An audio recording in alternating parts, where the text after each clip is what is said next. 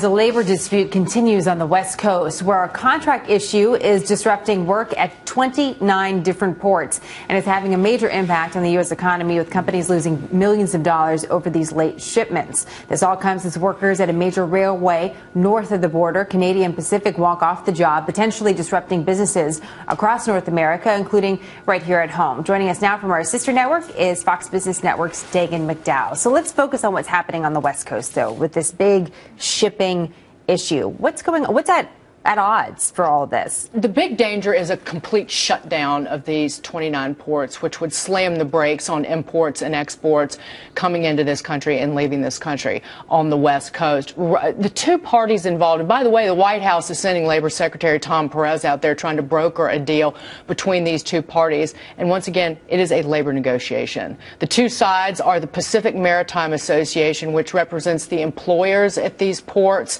and then the International Longshore and Warehouse Union, representing the dock workers. They've been trying to come up with a new contract for the last 9 months. There is a temporary shutdown of loading and unloading ships over the last 4 days by the employers group, but they have accused the union and the dock workers of slowing down work in the last several months. What kind of goods are we talking about here? We're looking at those cargo. Everything. You're talking about agricultural products going out of this country, any manufactured goods that are going overseas. So it's not just goods coming in, it's goods going out, which is the impact for us. The biggest, and then goods coming in, it would be everything from automobiles, even parts that go into products that are manufactured here in the United States.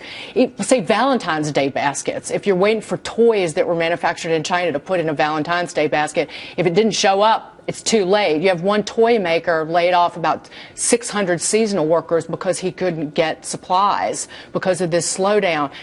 One of the big, hardest hit groups would be your agricultural companies and your farmers.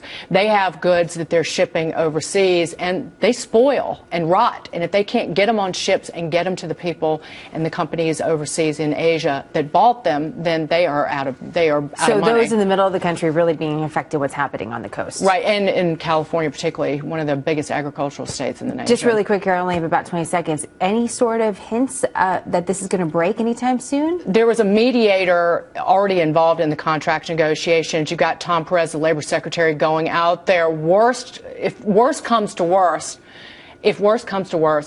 like President Bush, there was a just 10-day shutdown of the ports about 14 years ago. And Taft-Hartley, you could use the powers of Taft-Hartley to basically open the gates of the ports. Wow. But it hasn't come to that yet. All right, we'll see if it does. Dagan, thank you. Thank you. John?